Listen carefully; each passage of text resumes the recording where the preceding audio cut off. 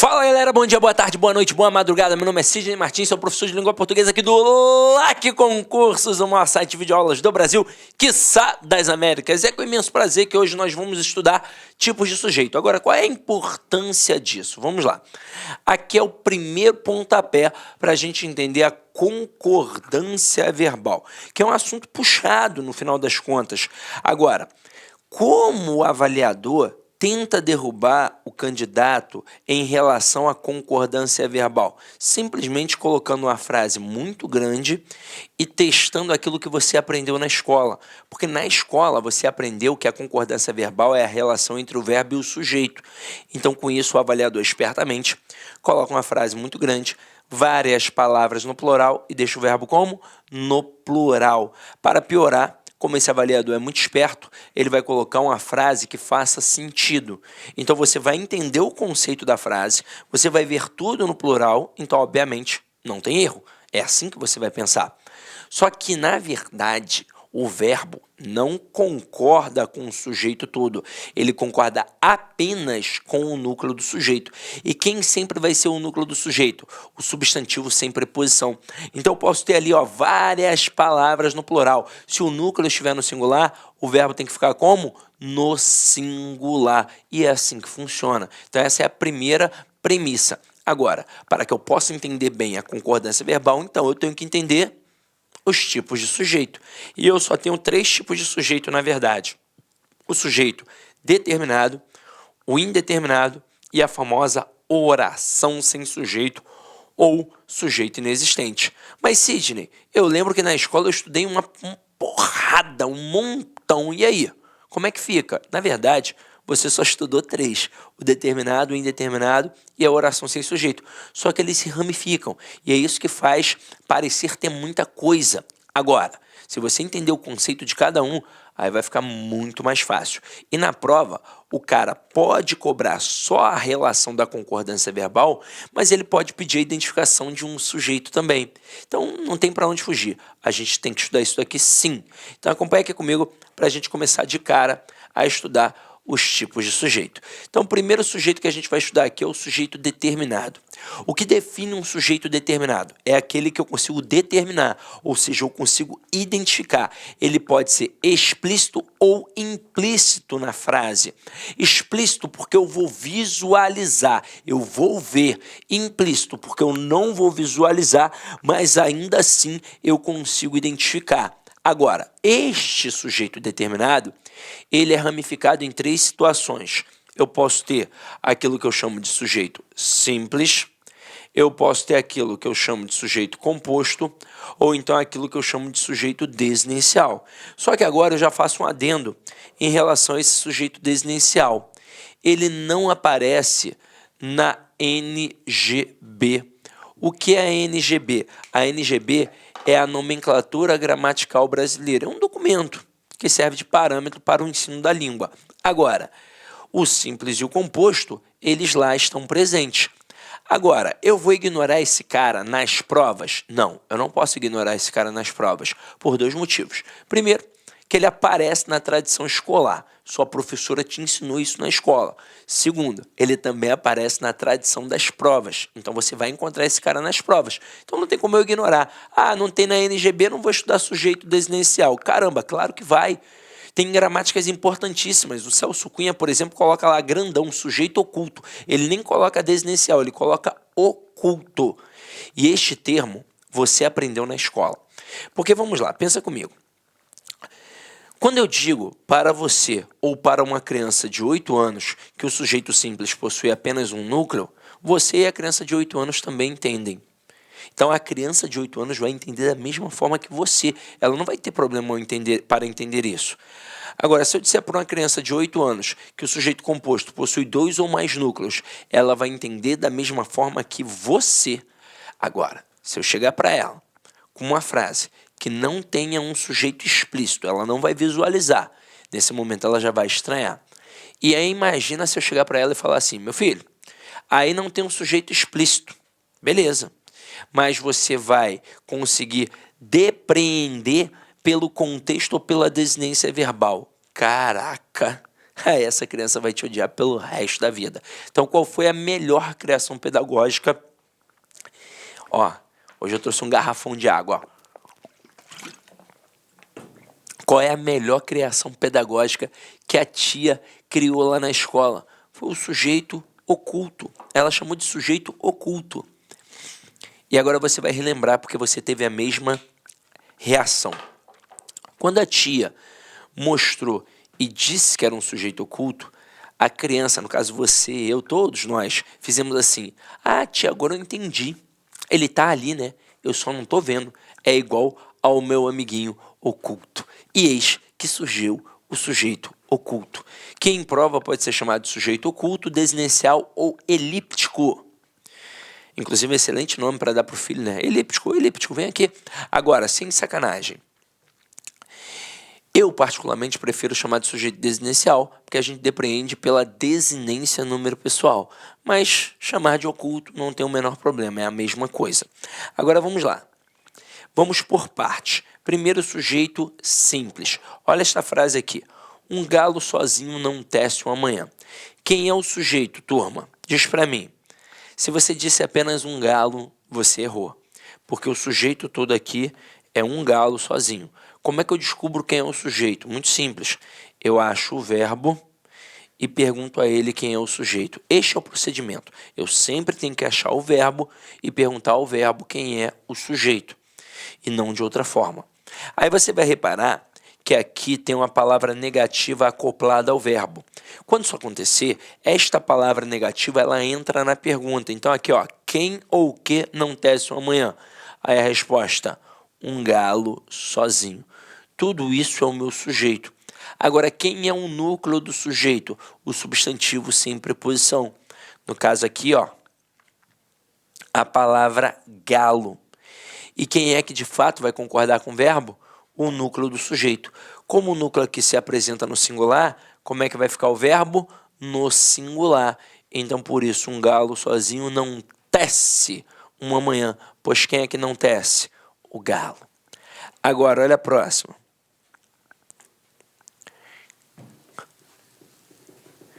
Pedro e Bino consertaram o caminhão. Como é que eu vou descobrir quem é o sujeito? Eu vou achar o verbo. Só que aí você vai reparar que agora o verbo se apresenta no plural. Mas a minha pergunta não será no plural. E por que não? Porque pode ser uma pegadinha. Eu ainda não fiz a pergunta. Como é que eu vou saber quem é o referente? Como é que eu vou saber que de fato o verbo tem que ficar ali no plural? Então a minha pergunta vai ser no singular. Então, quem ou que consertou o caminhão? Aí a resposta, Pedro e Bino. Isso é o meu sujeito. Agora, quem é o núcleo do sujeito aqui? Pedro e Bino. Portanto, eu tenho dois núcleos. Por isso, o verbo vai concordar com os dois núcleos. E é por isso que ele fica no plural. Agora, e se eu fizesse assim, ó? Os meninos fizeram um teste. Quem é o sujeito agora? Os meninos. Quem é o núcleo do sujeito? Meninos. Sujeito simples ou composto? Resposta, simples. Ué, mas não é uma porrada de menina ali, um montão? É, galera, mas quando eu falo em sujeito simples, eu falo que tem apenas uma palavra como núcleo. Não importa se ela está no singular ou no plural. Isso não vai influenciar para a classificação do sujeito. Vai influenciar na concordância verbal. Se o núcleo estiver no singular, o verbo fica no singular. Se o núcleo estiver no plural, o verbo fica no plural. Agora, se eu só tenho uma palavra como núcleo, não importa se ela está no singular ou no plural. Que tipo de sujeito eu tenho? Sujeito simples. Para que seja um sujeito composto, obrigatoriamente eu tenho que ter duas ou mais palavras. Agora, continuando aqui a pegada.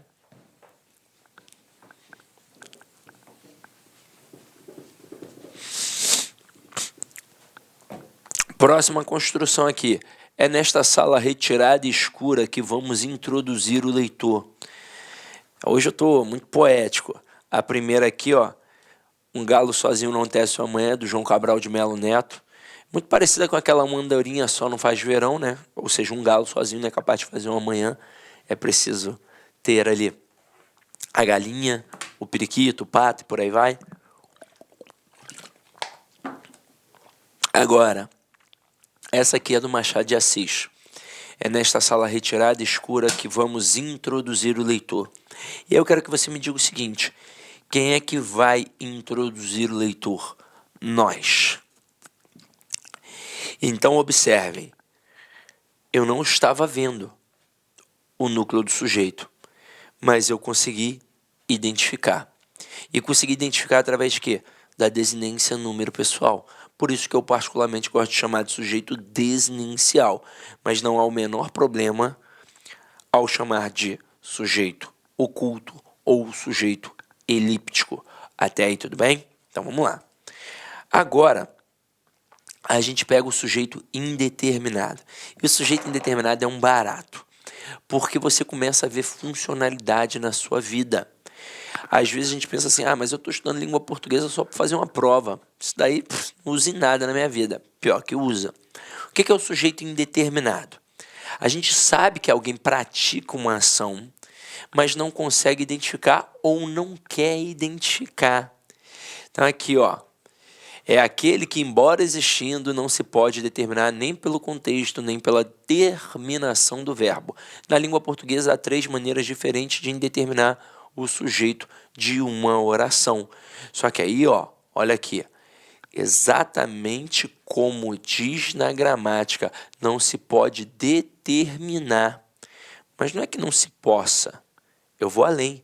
Às vezes eu não quero determinar. Imagina só, vamos pensar agora num curso presencial. Vamos fugir desse âmbito online. Aí eu digo para você, Maria, que a Joana falou mal de você ontem aqui no curso. O que você iria fazer? Maria com certeza iria tirar satisfação com Joana. E por que eu não perguntei para o Pedro, dizendo que o João estava falando mal dele? Porque o homem, as mulheres podem utilizar o adjetivo que quiserem, eu prefiro dizer que é sensato. Vocês vão dizer que o homem é frouxo.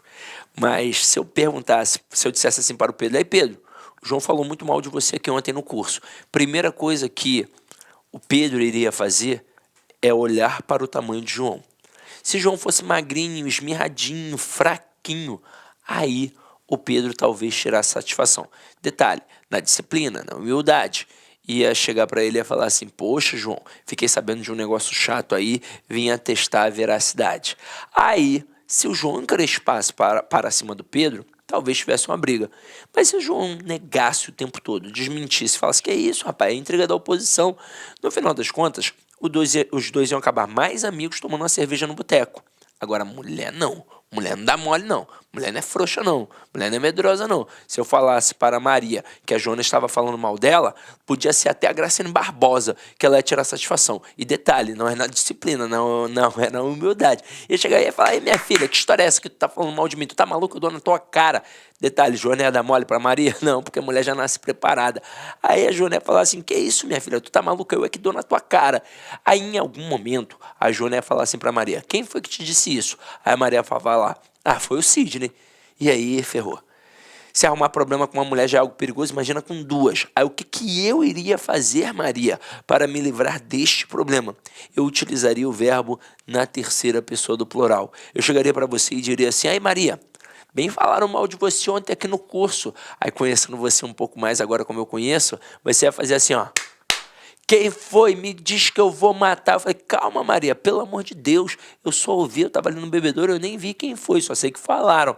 E aí concorda comigo que se um dia a Maria descobrir que foi a Joana não pode tirar satisfação comigo, pois em nenhum momento eu disse o nome da Joana.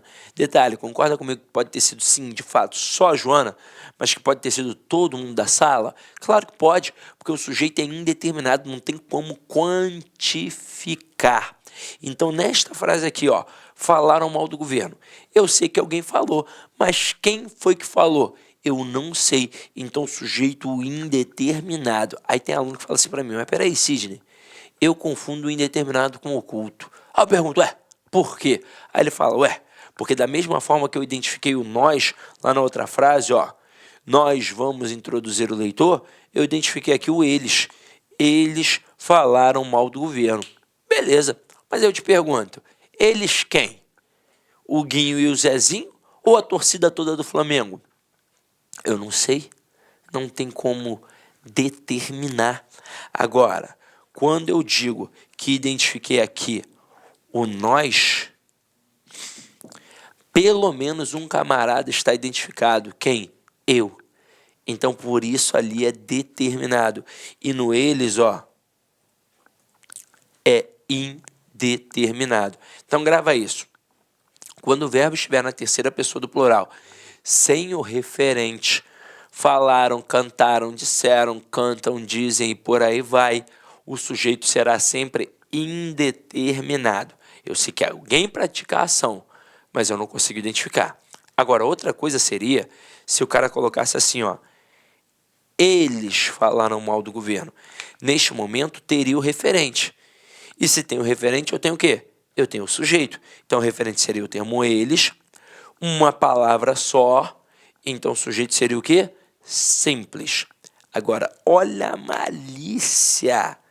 malícia do avaliador. O avaliador é esperto, não dá mole para ele não. Se ele colocar de fato, falaram mal do governo, o texto é só esse. Que tipo de sujeito eu tenho aqui? Ora, acabamos de ver. Sujeito indeterminado. Eu sei que alguém está falando, mas eu não sei quem é que está falando. Mas e se o cara fizer assim, ó? Os professores fizeram greve estadual. Ponto. Durante a assembleia, falaram mal do governo. Coloquei até um texto pequenininho, poderia ser muito maior. Aí, nesse momento, o que o avaliador faz? Ele faz um recorte de falaram mal do governo, joga na questão e pede para você dizer qual é o tipo de sujeito. O candidato desatento vai olhar para o verbo na terceira pessoa do plural e vai dizer, sujeito indeterminado. Essa aqui eu acertei. Né? Mas o sujeito é indeterminado quando eu não consigo identificar. Por exemplo, falaram mal do governo. O texto é só esse. Quem foi que falou? Caramba, não tenho como dizer. Eu não sei se foram os professores, eu não sei se foram os advogados, eu não sei se foram os médicos, eu não sei se foi todo mundo, eu não sei se foram os alunos. Caramba, eu não sei, não faço ideia. Agora aqui, ó.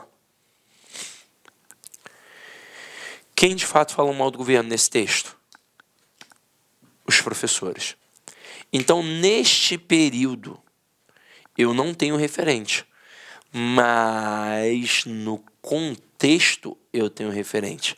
É por isso que o sujeito desinicial, oculto, elíptico, ele é identificado pela desinência verbal ou pelo contexto.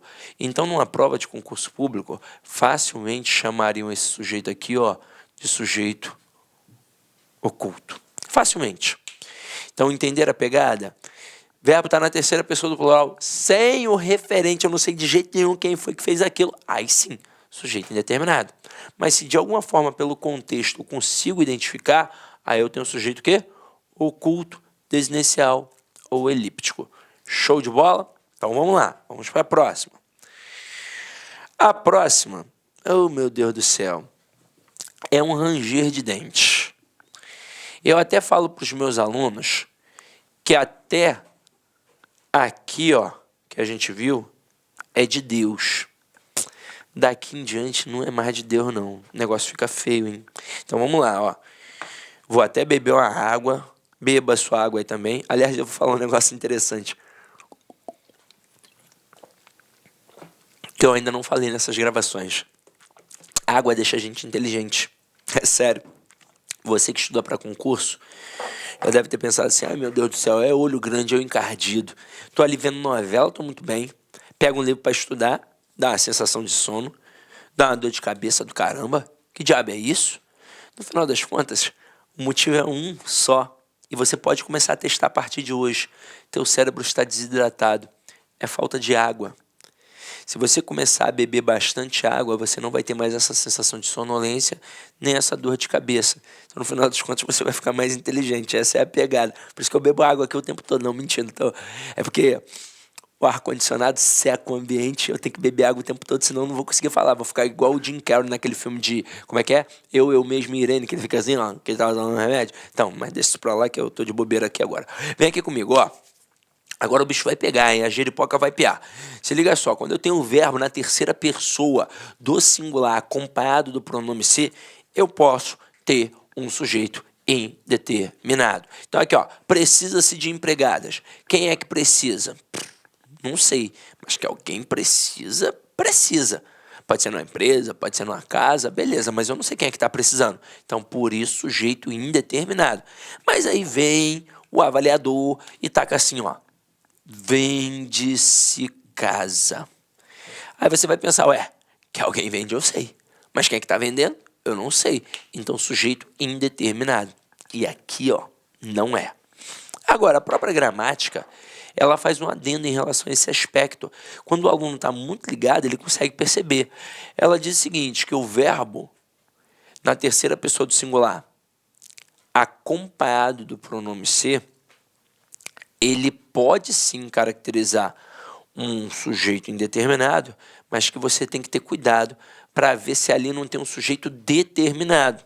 Aí ela pede assim, ó, quando visualizar verbo, e ela nem especifica que tem que estar na terceira pessoa do singular ou não. Ela diz assim, ó, quando vem um verbo mais o pronome ser, pode ser que tenha um sujeito indeterminado ou um sujeito determinado.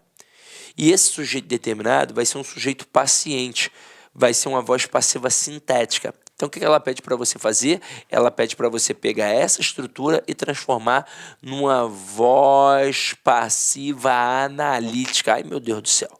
Como é que é isso, Sidney? Vamos lá. Eu tenho 3 tipos de vozes verbais. A ativa, a passiva e a reflexiva.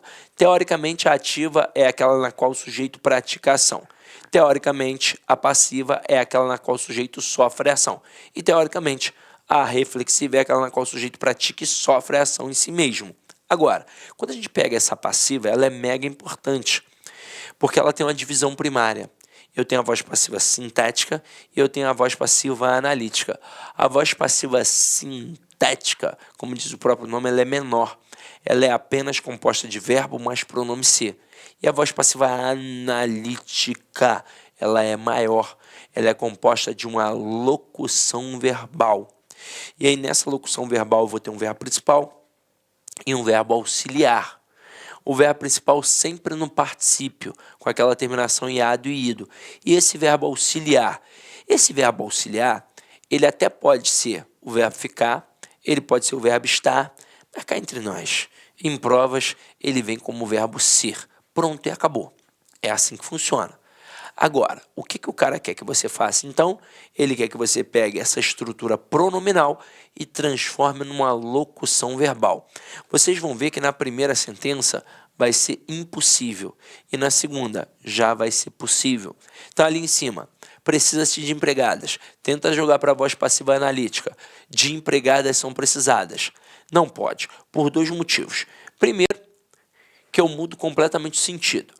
Quando eu digo precisa de empregadas, eu sei que alguém precisa de uma empregada para trabalhar, seja numa empresa ou numa casa, mas alguém está precisando de uma empregada para trabalhar. Quando eu digo de empregadas são precisadas, parece que tem um monte de empregada passando fome, necessidade. E não é o caso.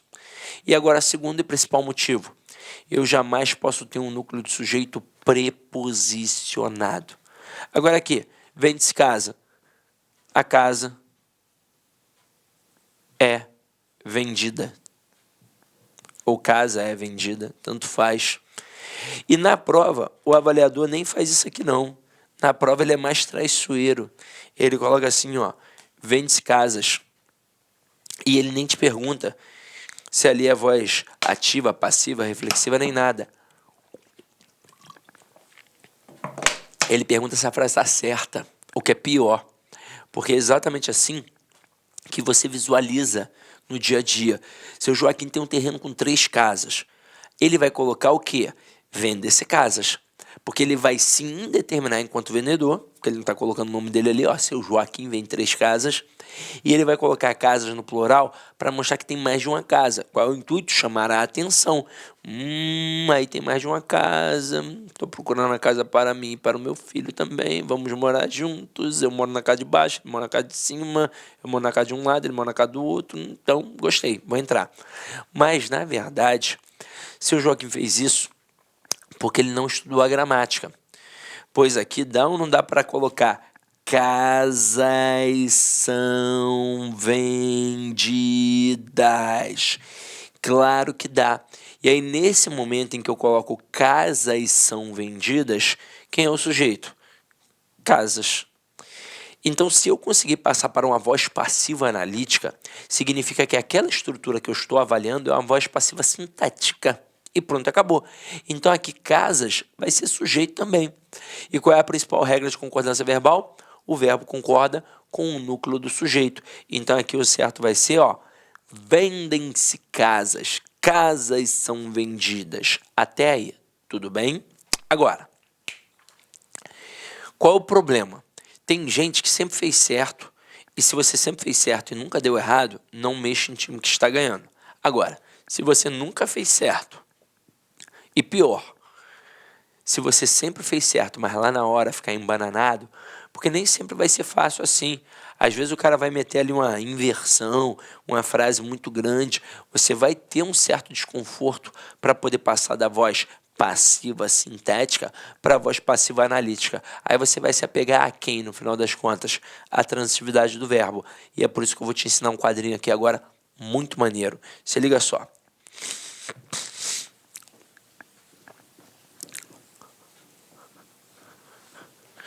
Olha esse quadrinho. Verbo mais pronome ser. Quando eu tenho um verbo mais pronome ser, eu tenho que ficar ligado na transitividade dele. Então, se for um verbo transitivo direto, ou um verbo transitivo direto e indireto, isto por conta do direto, obviamente, mais o pronome ser, o que vai acontecer? Eu terei uma PA. E o que é a PA? É a partícula apassivadora. Pode ser também chamada de pronome apassivador. E para que serve a partícula apassivadora? Ela serve para mostrar a passividade de um sujeito. Então aqui, ó, eu terei um sujeito paciente. Mas e se forem outros verbos? Se for o verbo transitivo indireto, o verbo intransitivo, o verbo de ligação, ou até mesmo o verbo transitivo direto mais o objeto direto preposicionado mais o pronome ser. Eu disse que não era de Deus. Neste momento, eu terei um PIS. E o que é o PIS? É a partícula de indeterminação do sujeito. Pode ser também chamada de pronome de indeterminação do sujeito, mas pode ser que alguém chame de cis, que é o símbolo de indeterminação do sujeito, e pode ser que alguém chame de is, que é o índice de indeterminação do sujeito. Agora, no final das contas, é a mesma porcaria. É para mostrar que é o quê? O sujeito indeterminado. Então, aqui o sujeito é indeterminado.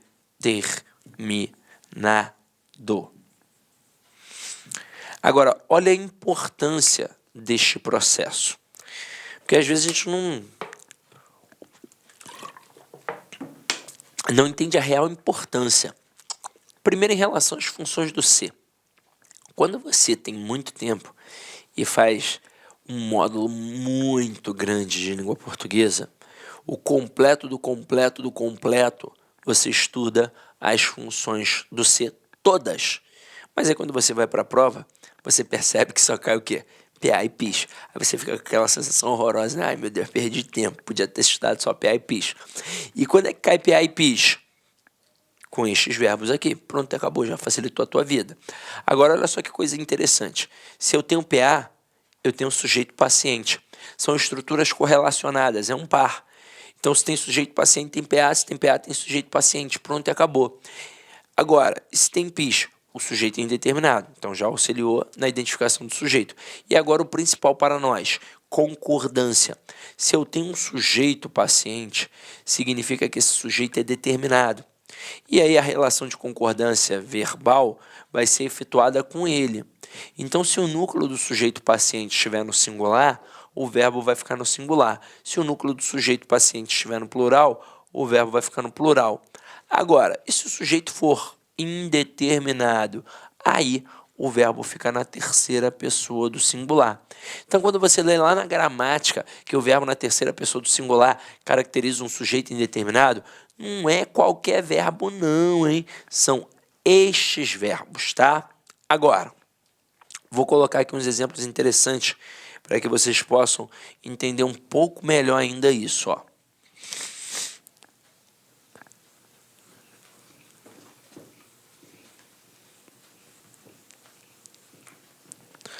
Eu coloco assim, ó. Aluga-se apartamento.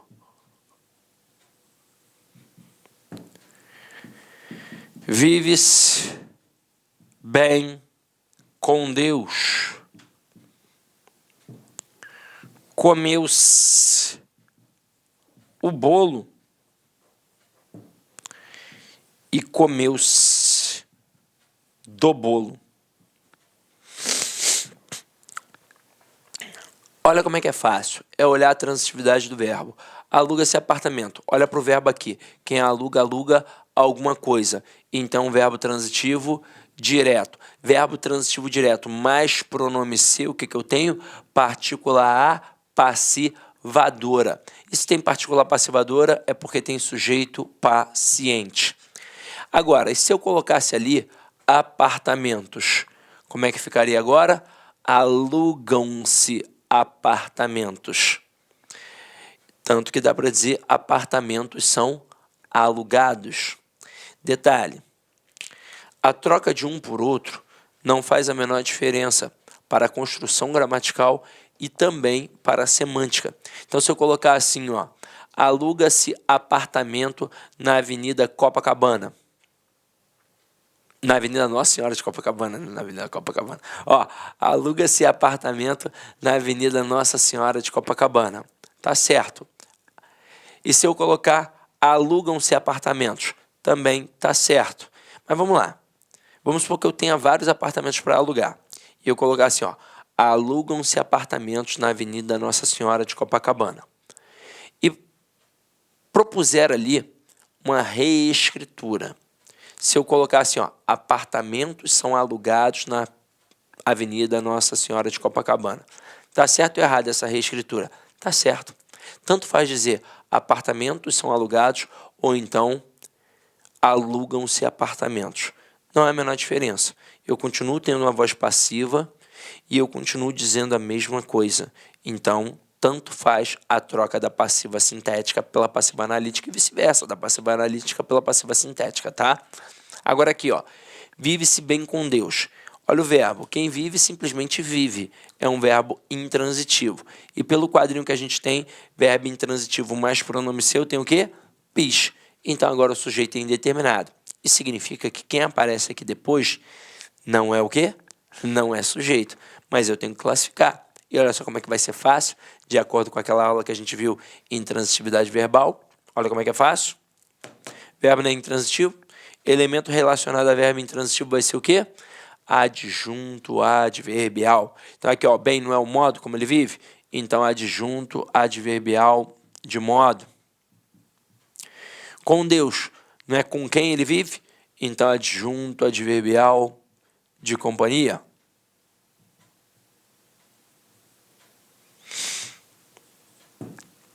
Agora, comeu-se o bolo. Quem come, come alguma coisa. Então, verbo transitivo direto mais pronome ser. Teoricamente, eu tenho aqui, então, uma PA, uma partícula passivadora. E se tem partícula passivadora, eu tenho um sujeito que é o quê? Paciente. Tanto que dá para dizer, o bolo foi comido. Agora, comeu-se do bolo. Eu tenho o verbo transitivo direto mais pronome ser. Deveria ser uma partícula passivadora, mas ao olhar para o complemento, eu percebo que o complemento está preposicionado. E nós vimos na aula de regência que eu jamais posso preposicionar um núcleo de sujeito. Então aqui, se não pode ser sujeito, o pronome ser também não pode ser PA, porque eles são correlacionados. E se não pode ser PA, vai ser o quê? PIS. Ou seja, partícula de indeterminação do sujeito. E como é que eu vou classificar o termo do bolo? Como um objeto direto preposicionado. Foi? Então vamos lá. Eu disse que não era de Deus. Agora vamos lá. A próxima. Essa daqui, galera, ela não é ensinada, não, em muitos lugares. Quando você vê um professor de língua portuguesa explicando isso, você pode ter certeza. Ele foi um pouco além do que a maioria faz. A maioria, quando fala de sujeito indeterminado, fala só de duas situações. Verbo na terceira pessoa do plural, sem o referente, ou verbo na terceira pessoa do singular, acompanhado do pronome ser. Mas eu tenho um terceiro caso de indeterminação, que é quando a gente tem um verbo no infinitivo impessoal. Mas vamos entender isso na prática. Olha só essa primeira frase. Era penoso estudar todo aquele conteúdo. Observem que eu tenho dois verbos. E para cada verbo na construção, eu tenho que ter um tipo de sujeito diferente para ele. Se nós tivermos ali 10 verbos, eu tenho 10 tipos de sujeitos diferentes. Eu tenho um sujeito que pode ser determinado, indeterminado, ou até mesmo uma oração sem sujeito. Então aqui, ó, quem é o sujeito do verbo ser? Toda outra oração. O que era penoso? Isso. Estudar todo aquele conteúdo. Tanto que se você colocar na ordem direta, vai ficar assim, ó. Estudar todo aquele conteúdo era penoso. O que era penoso? Estudar todo aquele conteúdo. Então você observa que aqui essa estrutura está funcionando como sujeito da oração principal. Então aqui, o era penoso é o que a gente chama de oração principal. E essa outra parte, era todo aquele conteúdo, nós vamos chamar de oração subordinada. E como está em função de sujeito, eu vou chamar de oração subordinada substantiva. E ainda, já que é função de sujeito, oração subordinada substantiva subjetiva. E como não está flexionada, não está conjugada, não tem conjunção, ela foi reduzida. Reduzida de quê? De infinitivo. Então aqui eu tenho oração subordinada substantiva subjetiva reduzida de infinitivo. Meu Deus, o que é isso? Então vamos lá. Primeiro, porque é uma oração, porque tem um verbo. Segundo, porque é subordinada, porque ela está dependendo da principal para poder fazer sentido. Terceiro, porque ela é substantiva, porque ela está na posição de um substantivo.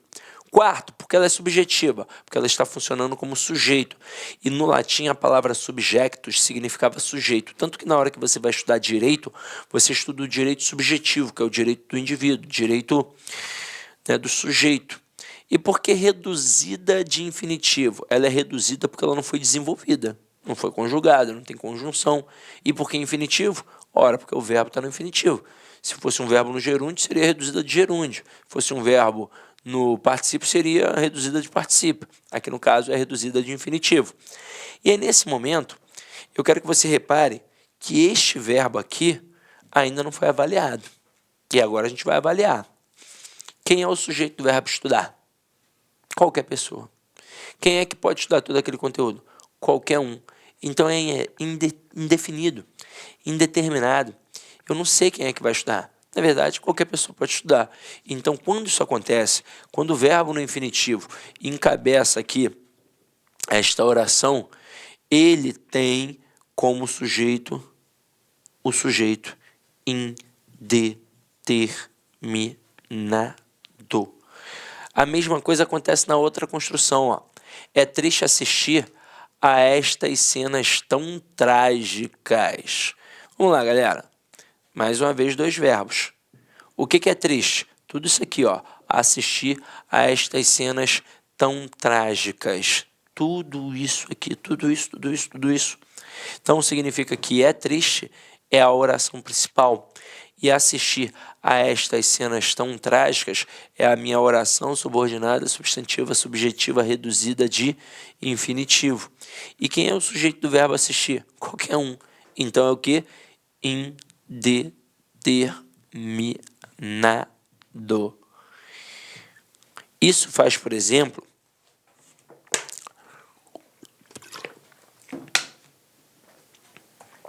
uma correção numa frase mega famosa nas redes sociais, que todo ano vem à voga, seja no Instagram, seja no Facebook. Só que geralmente quando vem, a galera quer zoar, que é essa frase aqui, ó. Seria muito difícil para mim fazer faculdade de medicina.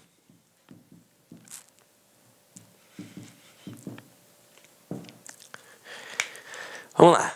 Galera destaca o para mim e já fica zoando, né? Eu já vou te dar o panorama. Essa frase está no jornal, se eu não me engano, no jornal O Dia ou Globo. Foi dita por uma menina que era do MST que foi fazer faculdade de medicina em Cuba, né? E a galera zoa, né? Mi não conjuga verbo, burra pra caramba, só podia ser do MST, pô, só podia ir pra Cuba mesmo, coisa e tal, papapá. Beleza. Só que aqui a frase sempre esteve certa. Repare que eu tenho 2 verbos, o verbo ser e o verbo fazer. E aí diz para mim, o que seria muito difícil para mim? Tudo isso aqui, ó. Fazer faculdade de medicina. Então essa estrutura toda funciona como sujeito do verbo ser. Vamos colocá-la na ordem direta. Se eu colocar assim, ó, fazer faculdade de medicina seria muito difícil para mim. Por um acaso agora você vai achar que o para mim está relacionado ao verbo fazer? Não. De onde surge esse negócio que o mi não conjuga verbo? É porque, na verdade, quando eu pego os pronomes, e eu tenho um pronome pessoal, eu tenho um pronome pessoal do caso reto, pronome pessoal oblíquo. A gente já vai ter um papo sobre isso. O pronome pessoal do caso reto sempre na função de sujeito, e o pronome pessoal oblíquo sempre na função de objeto, de complemento. Então, eu não posso dizer que isto é para mim fazer. Eu tenho que dizer que isto é para eu fazer. Só que aqui, o mim não está relacionado ao verbo fazer. Se fosse, obviamente, a frase estaria errada. Eu teria que dizer que é para eu fazer. Mas não foi o caso. Então, aqui neste momento, quem é o sujeito do verbo ser? Toda esta oração. Fazer faculdade de medicina. Isso seria difícil para mim. Então, aqui, tudo isso funciona como sujeito.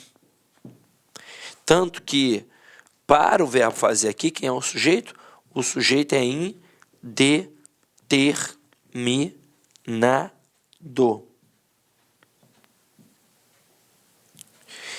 E aquele para mim, no final das contas? Olá, meus amigos, minhas amigas. Desculpa interromper seus estudos, mas este vídeo é um vídeo promocional para você ter conhecimento, ter uma ideia, a qualidade e a seriedade dos cursos aqui da LAC Concursos.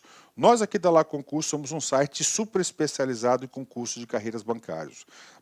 Nós aqui da LAC, desde 2012, nós oferecemos cursos focados para o concurso do BASA. Desde 2012 até a presente data, nós tivemos muitos alunos aí, centenas de alunos aprovados, né? E nós temos uma promoção muito grande, um curso, gente, fora de série, um curso com centenas de aulas focadas no concurso do BASA por apenas 10 parcelas de R$ 25. É isso mesmo. Venha fazer o nosso Personal Coach. O Personal Coach é um estudo em regime de metas, onde a gente tem todo um trabalho pedagógico, um trabalho de administração, onde a gente estipula metas de aula de segunda a segunda para o aluno.